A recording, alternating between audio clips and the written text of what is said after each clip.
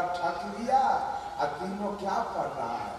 चला आया राजा चुपचाप, मंत्री को कहा तीनों को डांड में रस्सा लगा दिया। तीनों को डांड में रस्सा लगा के ले गया। कहा तीनों को फांसी पर लटकाओ। ये हमको मूर्ख समझता है, ये तीनों पढ़ क्या रहा है? अब तो तीनों भाई के फेफड़ी पड़ रहा है। अब आज तक कोई उपाय नहीं। आदमी को हंगामा है। आज 3 भाई बाबाजी फांसी पड़ेगा ब्राह्मण। पूरा गांव के लोग जुटा हुआ है। एक कबीरपंथी साधु उधर से चले आ रहे थे। एक महिला से पूछे, बहन जी क्या बात का हल्ला है? कहा बाबा आज तो जुलूम है क्या? 3 भाई बाबाजी अभी फांसी पड़े। क्यों? कहा जाके पता कीजिए। साधु आए कबीरपंथी, पूछे बात क्या है? राजा से पूछे बात क्या है? कहा ये तीनों ठग है, साल भर से हमारा पैसा ठग के खाया है। और तीनों पर्दा क्या है जरा बाबा पूछे। आज तीनों को फांसी दी। कबीरपंथी साधु बड़का भाई को घर लेके पूछा है तो क्या कर रहा था? बाबा हमको पढ़ल लिखल नहीं है तो क्या करो? यही पढ़ रहे थे राजा पूछते कब की कह गई। कबीरपंथी साधु कहा भला बताइए, ये तो पूरा अयोध्या कांड का विद्वान है, इसको अंधड़ा राजा फांसी पर लटका रहा है। कबीरपंथी साधु जाके राजा से कहा था बेवकूफ कहां के? अरे तो पूर्ण अयोध्या कांड का विद्वान है। कहा कैसे? जब राम को वनवास हो गया तो राम के साथ जानकी गई, लखनलाल जी गए। कहाँ गए? राजा दशरथ ने अपने मंत्री सुमंत जी को संग लगा दिया। सुमंत जी आप जाइए, ये तीनों कभी खाना नहीं बनाए, कभी कुछ किए नहीं, कैसे वहाँ रहेंगे? आप जरा जाइए इनके साथ, इनका सेवा बर्दाश्त कीजिएगा। लेकिन जब राम लक्ष्मण और सीता जी पहुँच गए चित्रकूट तो भगवान राम ने सुमंत जी से कहा, सुमंत जी वनवास तो हमको है, आप क्यों रहिएगा? आप चले जाइए अयोध्या। उसी समय सुमंत जी ने कहा कि राजा दशरथ तो हमको 14 वर्ष के लिए भेजा, आप हमको वापस कर रहे हैं। वहाँ राजा दशरथ पूछेंगे तो हम क्या जवाब देंगे? राजा पूछते कब की कहते रामा, बेचारा के फांसी से बच गया। दूसरा भाई से पूछा तू क्या पढ़ रहा था रे? बाबा हम भी पढ़े लिखे नहीं है, हम पढ़ रहे थे भैया जो गति तोरा सो गति मोरा रामा। क्या बता, ये पूरे किष्किंधा कांड का विद्वान है और इसको राजा फांसी दे रहा है, ये बेवकूफ है ना? का कैसे? जब सीता की हरण हुई तो राम जंगल में, झाड़ में, पहाड़ पर जाके सीता को ढूंढ रहे थे। चिड़िया से पूछ रहे थे हे खग, हे मृग, हे मधुकर श्रेणी, तू देखा सीता मृग नहीं? खोजते खोजते राम किष्किंधा पर्वत पर चले गए। और जब किष्किंधा पर्वत पर गए तो पहाड़ के खोह में देखते हैं सुग्रीव बैठा हुआ। सुग्रीव से पूछे राम, अरे तू क्यों आके यहाँ बैठा हुआ है? कहा हुजूर प्रभु आप क्यों आए? कहा तुमको पता नहीं जानकी का हरण हो गया, रावण हर के ले गया। उसी जानकी के खोज में मैं किष्किंधा पर्वत तक आया, तू क्यों आया? सुग्रीव ने कहा प्रभु जो गति तोरा सो गति मोरा। हमरो जमाना के बाली लोग वो भी बच गया। तीसरा भाई से पूछा रे तू क्यों पढ़ रहा था, क्या पढ़ रहा था? कहा बाबा हम पढ़ रहे थे बात ज्यादा दिन चलने वाला नहीं है, झूठ फूस कि जब तक मिले है तब तक मिले है रामा। कहा ये तो पूरा लंका कांड का विद्वान है। कहा कैसे? जब रावण जानकी को हर के ले गया तो बार बार मंदोदरी कहती थी रावण से प्रभु ये 3 लोग के ठाकुर की पत्नी है, इसको आप वापस कीजिए, राज मत बेसाइए। अगर वो वनवासी क्या करेगा, हम बच्चों कुछ बोल नहीं सकती हो। उसी समय मंदोदरी अपने पति से कहती है कि जब तक मिले तब तक मिले, रामा हो रामा लंका ध्वस्त हो गया। क्या पढ़ रहे हैं? जो दुनिया पढ़ रहा है वही आप भी वही पढ़ाई पढ़ रहे हैं। भैया पढ़ैया से हम पढ़े छठ करते करते छठी मैया मुसहर के कितना विकास करा दिया, डोम को कितना विकास कराया, मेहतर को कितना विकास हो गया, राम पासवान के कितना विकास कर दिया, तत्मा दुनिया खतरे के कितना विकास हुआ, बैठा चौधरी के कितना विकास हो सका। विकास करने वाला काम तो आपसे हो नहीं रहा है। सुन लीजिए, गरीब से गरीब रहा होगा उसको भी 5,000 रुपया से कम इसमें पैसा खर्च नहीं हुआ। वो 5,000 रुपया अगर बेटा बेटी के पढ़ाई पर चला जाता, वो 5,000 रुपया कार्तिक के समय में अगर खेती में चला जाता तो रुपया 5,20,000 अब वो बेटा का इंजीनियर बन जाता पढ़ के, डॉक्टर बन जाता, चाहे सीओ वीडियो मास्टर, तो सब रुपया घुमा के आता, लेकिन पोखरी पर से कई वो रुपया घूम गया। रोआ जन्मने वाला है होली में, दिवाली में, दुर्गा पूजा में, छठ में, काली पूजा में, जितिया में, करवा चौथ में, कर्मा धर्मा में, तीज में, इस सब में जो रुपया जा रहा है वो रुपया के बदले पा क्या रहे हैं, मिल क्या रहा है। स्वर्ग होगा, सतलोक जाएंगे, वैकुंठ जाएंगे, स्वर्ग में जाएंगे, बेटा होगा, बेटी होगी, मकान बनेगा, जमीन खरीदाएगा, नौकरी मिलेगी, क्या सब होगा, कुछ होने वाला नहीं। अगर छठी के व्रत करे से नौकरी मिल जाता तो एक भी मुसलमान को नौकरी नहीं है, एक भी सिख ईसाई को नौकरी नहीं होता। अगर सरस्वती पूजा करने से विद्या हो जाता तो एक भी सिख ईसाई मुसलमान को विद्या नहीं होता। अगर लक्ष्मी पूजा करने से धन हो जाता तो एक भी सिख ईसाई मुसलमान के धन नहीं होता। अगर हनुमान जी के पूजा करने से देह में ताकत हो जाता तो एक भी मुसलमान सिख ईसाई के देह में ताकत नहीं होता। तब न हम जानते ये सारा पक्षपात का रोजगार है और सारा झूठा रोजगार है, कहीं एक पैसा सच्चाई नहीं है।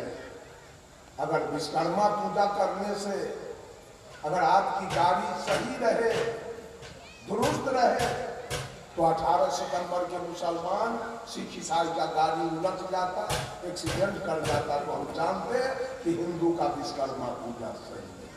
बंधुओं, ये सारे लोग, हिंदू अपना नियम बनाया है, मुसलमान अपना नियम बनाया, सिख अपना नियम बनाया, ईसाई अपना नियम बनाया, ये चारों मिल के अपना अपना दुकानदारी चला रहा है। अब कोई किसी के दुकानदारी को मानने के लिए भी तैयार नहीं है। इसलिए सदगुरु कबीर अपना जो उनका विचारधारा है, चारों के दुकानदारी से अलग हटकर कबीर ने पूरे दुनिया वालों को अपना विचार दिया है। सब लोग बड़े शांतचित्त से विचार को सुने हैं। समय तो हमको दिए नहीं और आचार्य महोदय मंचासीन है, 1 घंटा मेरा 1 घंटा तक मैं आपके सामने, आज पहला सत्र है, लेट हो गया, माला उला और गीत गाने में लड़की सबको, तो आज पहला सत्र है, इसलिए मैं अपने वाणी को यही विराम दूंगा। सर्वे भवन्तु सुखिनः, सर्वे सन्तु निरामया, सर्वे भद्राणि पश्यन्तु माँ कश्चित् दुर्भाग् भवेत्। सब लोग पैसा को बचाइए, पैसा बड़ा मेहनत से कमाया जाता है। पैसा से बेटा को पढ़ाइए, पैसा से बेटी को पढ़ाइए, पैसा से जमीन खरीदिए, पैसा से मकान बनाइए, पैसा से बेटी का विवाह कीजिए, पैसा से गाड़ी घोड़ा खरीदिए, आई तीरथ भरत करते करते आपका सारा संपत्ति कोई ठग के ले जाएगा और इससे कुछ होने जाने वाला कहीं कुछ नहीं। बोलिए सदगुरु देव की जय, सदगुरुदेव की जय। अब हमारे गुरुद्वारा से संत शिरोमणि जितेंद्र साहेब जी पधारे हुए हैं। मैं उनसे आग्रह करूंगा कि वो आप लोगों को अपनी मधुर वाणी से लाभान्वित करेंगे। सदगुरुदेव की जय, सदगुरुदेव की जय, सदगुरुदेव की जय।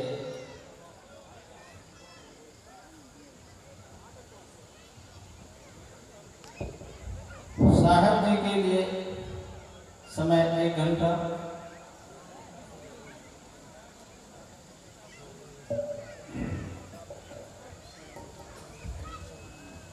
बोलिए सद्गुरु देव की जय।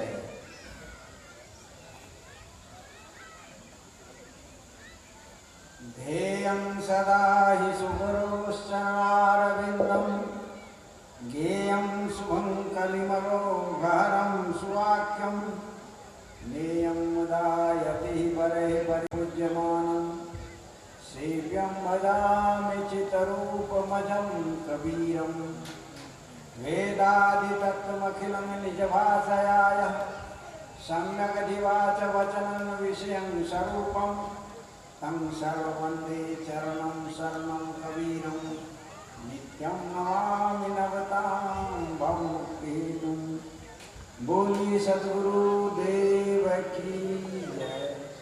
परम पूज्य प्रातः स्मरणीय सद्गुरुदेव की मंच पर विराजमान आत्मनिष्ठ संत वृंद तथा एक गोलवारा की धरती पर सत्संग पंडाल में उपस्थित देव एवं देवियों, मैं बाबा से 1 मिनट का समय ले रहा हूँ, कृपया कष्ट के लिए सुनो। जितने भी पंडाल में धर्म प्रेमी माता बहनों का पदार्पण हुआ है, सबों से निवेदन है कि सबों के लिए भोजनालय में महाप्रसाद की व्यवस्था है। आप लोग सुनकर ही और महाप्रसाद लेकर ही जाएंगे। सब लोग महाप्रसाद पाकर ही अपने अपने घर को जाएंगे। कृपया आप लोग शांति पूर्वक बाबा के मधुर वचनों की वाणी को सुने। धन्यवाद। बोलिए सद्गुरु देव की जय। आज आप लोग प्रथम दिन के प्रथम सत्र में उपस्थित है। आपने भजन श्रवण किया, अनेक प्रकार के विचार श्रवण किए और इन विचारों को कई बार आपने श्रवण किया है।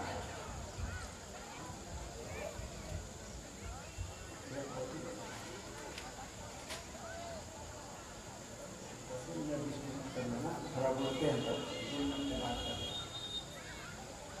तो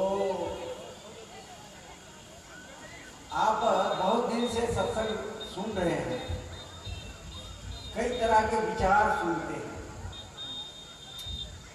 लेकिन चावल है, दाल है, सब कुछ है।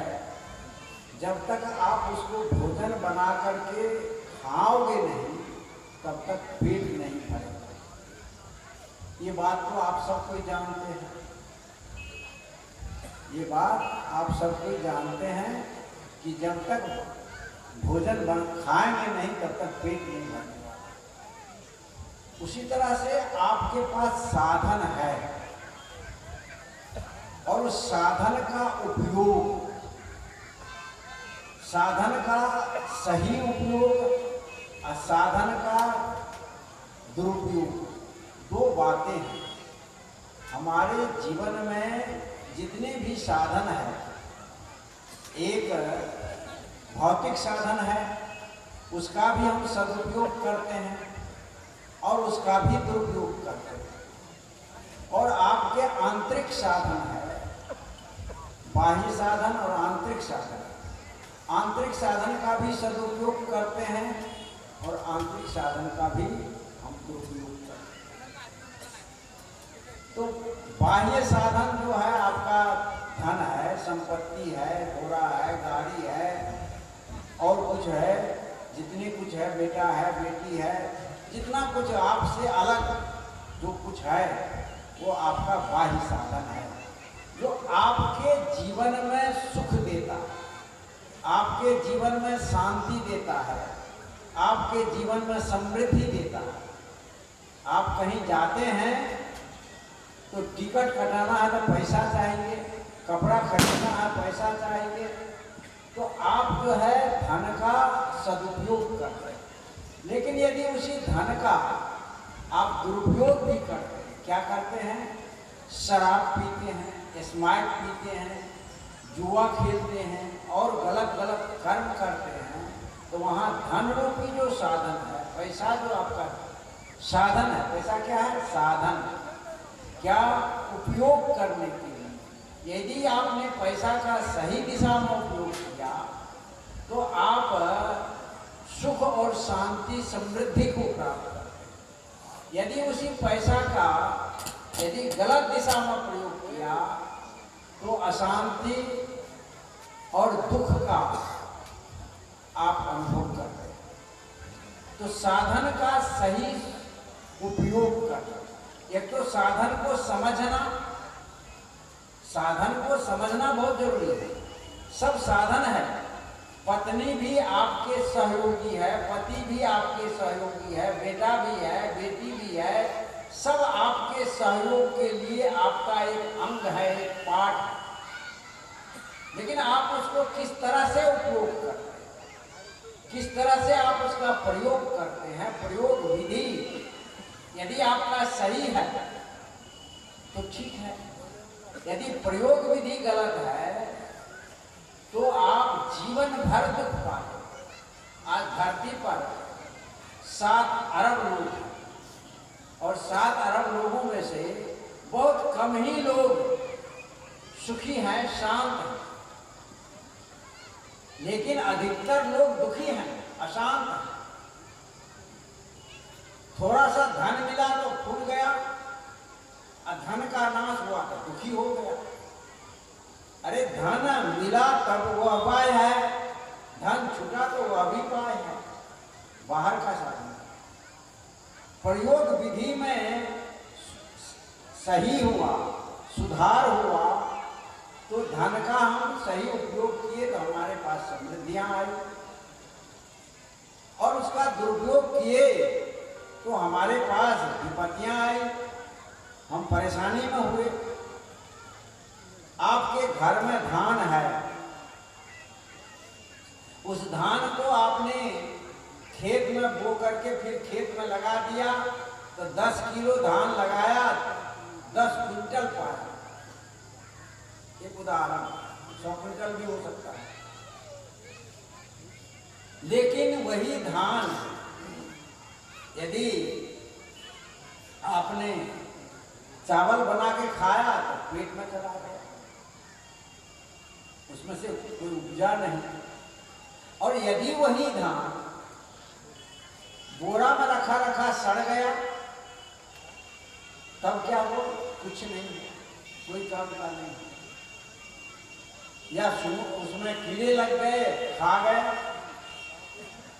जैसे चावल खा जाता है, गेहूं को खा जाता है, धान को भी कीड़े लगते हैं, खा जाता है, तो बेकार हो गया।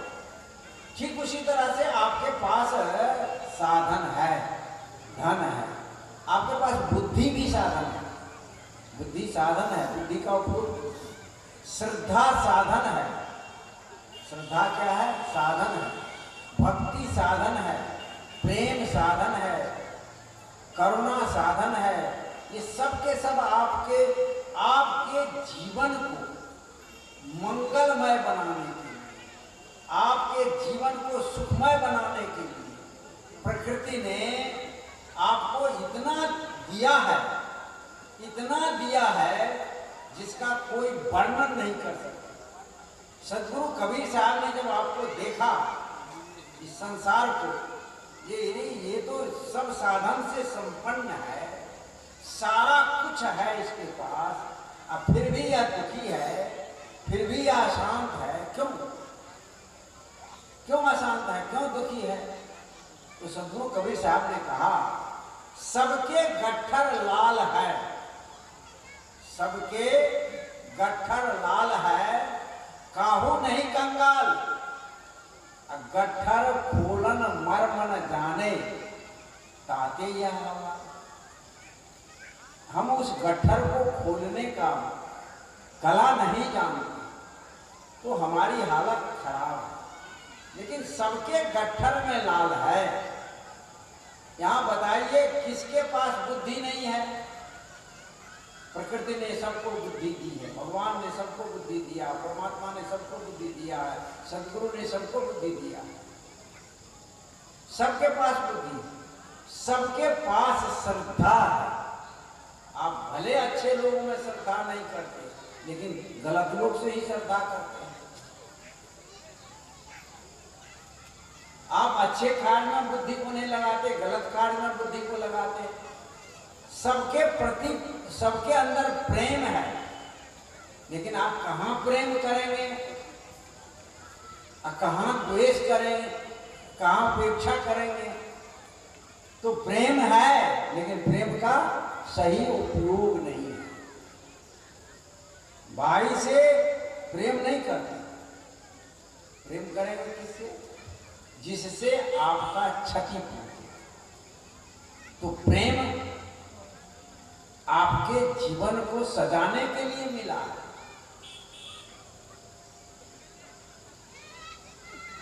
यदि शराब से आपने प्रेम किया तब क्या हुआ? आपने 500 रुपए कमाया और वही उधरे पी करके अर टर करके खत्म कर दिया। आपने गलत चीज से प्रेम किया, आप अपने जीवन को बर्बाद कर दिया।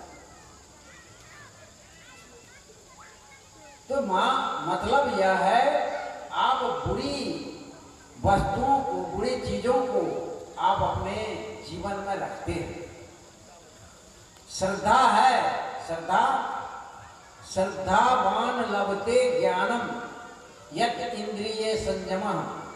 श्रद्धा आपके पास साधन है, शक्ति है, उसका उपयोग कहां करते हैं? जहां आप गर्त में जाएं, उधर आप श्रद्धा करते हैं। अश्लील गानों में, अश्लील चित्रों में, अश्लील और चीज में। जहां सत्संग की बात है, ज्ञान की बात है, ध्यान की बात है, साधना की बात है, वहां श्रद्धा नहीं। ध्यान में आप 1 घंटा नहीं बैठ सकते, मन पर अपना विचार नहीं करते। विचार तो आपके पास है, लेकिन अपने ऊपर विचार नहीं करते, दूसरे के ऊपर विचार करते हैं। कबीर साहब ने कहा, करो विचार तो सब दुख जाई, पनहरी झूठा केर सकाई। विचार करना है, लेकिन किस पर? अपने ऊपर विचार करना, अपने कार्यों पर विचार करना है, अपने व्यवहारों पर विचार करना है, अपने खान पान इस पर विचार करना है। आप बोलते हैं तो उस पर विचार करें। आज बिना विचारे जो करे सो पाछे पछताए, काम बिगाड़े आपना जग में हो धसा। जो बिना विचार करके काम करता है उसका काम बिगड़ता है, उसका नुकसान होता है। जग में हंसी होती है, काम बिगाड़े आपना जग में हो धसा, संसार उसको हंसता है। क्यों? विचार करके नहीं करता। विचार आपके पास साधन है, लेकिन उस साधन का आप दुरुपयोग करते हैं। सदुपयोग तो करते नहीं। इसलिए सही दिशा में सही साधन का सदुपयोग करें। ये आज से इस कोलवारा की धरती पर आप आए हैं तो आज से ये संकल्प लें कि हमारे पास जो जितने भौतिक साधन है, जितने आध्यात्मिक साधन है, जितने आंतरिक साधन है, सबको सही दिशा में प्रयोग करें। तो आप यदि सही दिशा में प्रयोग करेंगे तब क्या हो जाएंगे? आप स्वयं कबीर हो जाएंगे, आप स्वयं राम हो जाएंगे, स्वयं सीता हो जाएगी, स्वयं मदालसा हो जाएगी, स्वयं गायत्री हो जाएगी। लेकिन यदि गलत दिशा में प्रयोग करेंगे, बुद्धि रावण के पास भी थी, बुद्धि राम के पास भी थी। रावण ने अपने बुद्धि को गलत दिशा में लगाया, अपने भी नाश हुआ, कुल परिवार का भी नाश कर दिया। और राम ने भी के पास बुद्धि थी, वो अपने सही दिशा में प्रयोग किया। सोचा कि भाई तो है, छोटा भाई राजगद्दी पर बैठा, हम जाते हैं संतों का दर्शन करेंगे, ज्ञान वर्धन करेंगे, परोपकार का काम करेंगे, दूसरा काम करेंगे। छूट दिया। प्रेम था, प्रेम को अपनाया, प्रेम राम भरत को, भरत राम को, अयोध्या बच गया, राम भगवान हो गए। तो बुद्धि तो है, बुद्धि का सदुपयोग किया, बुद्धि का दुरुपयोग किया, शक्ति का दुरुपयोग किया। तो अपने शक्ति साधन का हम सदुपयोग कैसे करें? सत्संग यही सिखाता है। सत्संग सिखाता है कि आप अपने जो साधन है, श्रद्धा है, श्रद्धा कहाँ? परम पूज्य सद्गुरुदेव जी लिखे हैं, सब प्रकाश पुस्तक आपके पास होगी। श्रद्धा और भक्ति प्रेम से सत्संग करना। श्रद्धा, भक्ति और प्रेम, तीन साधन। साधन तो आपके पास बहुत है, तो ये तीन साधन का उपयोग कहाँ करना है? श्रद्धा और भक्ति प्रेम से सत्संग करना है। जब भी सत्संग करें तो उसमें श्रद्धा रहे, भक्ति रहे और प्रेम रहे, तीनों। यदि आप तीनों कर रहे हैं, से सत्संग कर रहे हैं, अतिशय दुखद विषयादि पर पंचों को तजना। छोड़ना किसको चाहिए?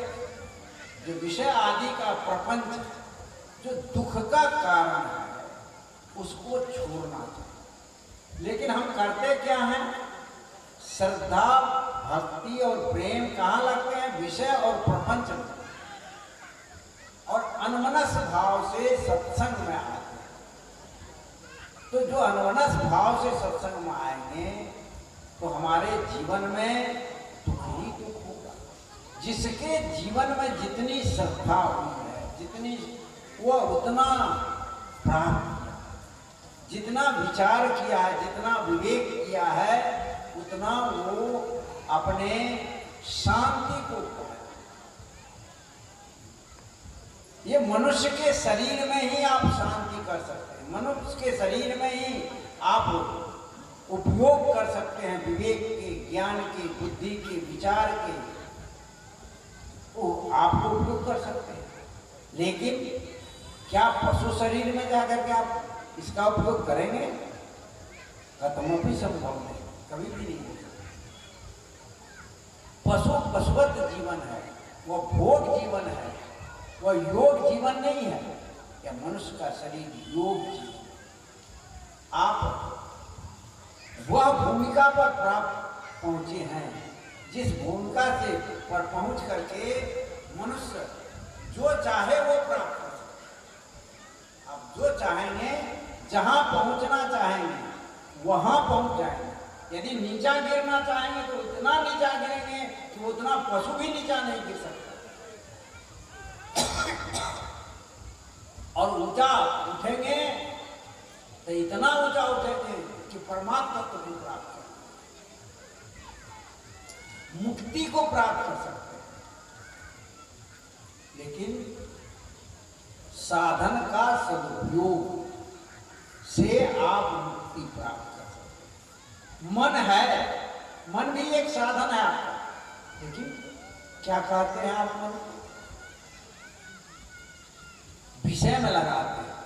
मन को सत्संग में नहीं लगा रहे हैं, मन को धर्म के काम में नहीं लगा रहे हैं, मन को आप अधिकतर अधर्म के काम में, गलत काम में लगाते हैं। लोग सोचता है हम गलत करते हैं और हम बच जाते हैं, हम बुद्धिमान हैं। अरे गलत करने वाला बच जाना बुद्धिमान नहीं है। तुम अपने जो बुद्धि हो, मन को गलत काम में लगा करके, बुद्धि को गलत काम में लगा करके दूसरे को भी कष्ट दिया, दूसरे को भी क्षति पहुंचाया, अपनी भी क्षति पहुंचाया दूसरे को। मन एव मनुष्य नाम कारणम बंध मोक्षयो, नीतिकार ने कहा। बंधाय विषयासक्तम मुक्ताय विषयासक्तम। मन जो है एक साधन है,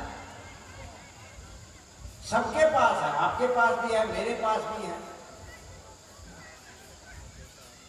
आप यदि उस मन को सही दिशा देंगे, विषय से मोड़ लेंगे, तो मुक्ति को प्राप्त, आत्माकार कर लेंगे तो मुक्त हो जाए। विषय अस्मृतम, विषय से मन को मोड़ लेना, विषय से मन को हटा लेना। जिस तरह से पानी ऊंचा पर से नीचा ही जाता है, पानी को कहीं डाल दीजिए जहां नीचा होगा, गड्ढा होगा, उधर की ओर वह पानी बह जाए। ठीक मन को आप छोड़ दीजिए तो वह क्या होगा, नीचा की ओर चला जाए। कितनों बड़ा ज्ञानी हो, कितनों बड़ा तपस्वी हो, कितनों बड़ा साधक हो, मन को छोड़ देगा वो नीचा ही जाएगा, मन ऊपर नहीं जाएगा। मन को ऊपर ले जाने के लिए साधना करनी पड़ती है। जिस तरह से पानी को ऊपर ले जाने के लिए बांध मारना पड़ता है, मोटर लगा करके पाइप के द्वारा हम टंकी में ऊपर पहुंचा देते हैं, और फिर पाइप के द्वारा उतार करके जगह जगह पहुंचा देते हैं, उपयोगी बना लेते हैं।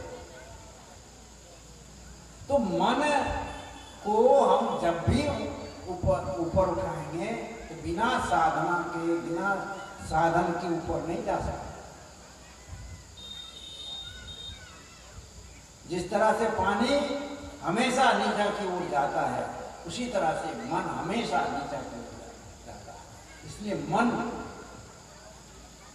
लोग भजन गाता है, ये मन पर काबू राखा बाबू, मन बैला के रास धरा, लपका नहीं हरिहरी बैन पर आपन खेतक आस। अपने कर्मों पर, अपने जीवन पर भरोसा कर। दूसरे के कमाए हुए संपत्ति पर जब हम भरोसा करते हैं तो हम धोखा करते हैं। हम दूसरे को भी दुख देते हैं, हम अपने भी दुख पाते हैं। सबके पास मीठा बोली है, क्या मीठा बोली का आप प्रयोग करते हैं? नहीं करते हैं।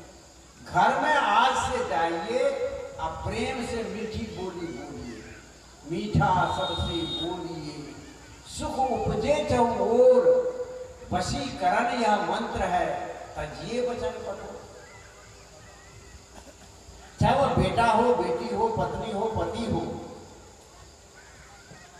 कठोर वचन बोल करके आप उसके मन को दुखा दें तो क्या होता है, आपके प्रति उसकी नफरत हो। आप मीठा बोलिए ना, उसके मन को जीत लीजिए ना। ठग लोग भी मन को जीतता है, जो ठग होता है धोखाबाज। आपके पास आएगा, मीठी मीठी बात बोलेगा, चापलूसी बात करेगा और आपको अपने जाल में वो फंसा लेगा, फिर ठग लेगा। लोभ जहां हुआ आप धोखा खाए, जहां लोभ होगा, कोई भी लोभ होगा, वहां धोखा खाना ही है। जहां लोभ होगा, लोभस्य पापस्य कारणम, लोभ ही पाप के कारण है। लोभ ही सभी पापों का बाप है। चाहे वह धन का लोभ हो, पद का लोभ हो, प्रतिष्ठा का लोभ हो,